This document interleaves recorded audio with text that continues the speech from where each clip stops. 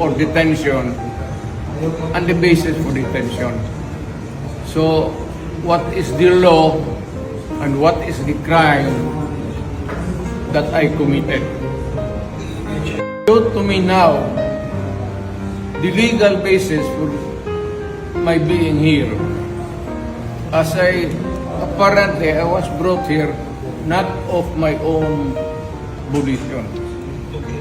If somebody else says, kung hindi ibang tao, ikaw siguro, because this is your structure.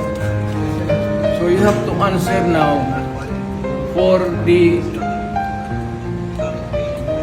deprivation of liberty. General naman ngayon. Alam mo ba na hindi man lang siya na-serve anong kaso kung pinacharge sa kanya ngayon? Hindi niya alam.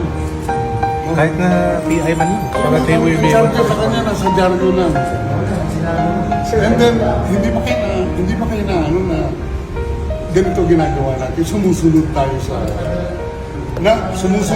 sa isang entity na hindi na tayo member.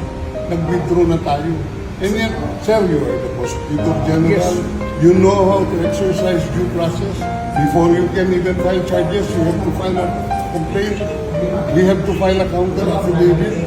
Without doing those procedural process, here we are, being issued a warrant of arrest, questionable warrant of arrest. Ano naman to, sir? There's naman doon blooper, puro pagdating sa trial gan, tatawagin kita sa witness stand. Sabihin ko, you are the person who arrested me. May I know the reason why? Have you read the documents? Or at least, have you read the case at that time when you made the arrest?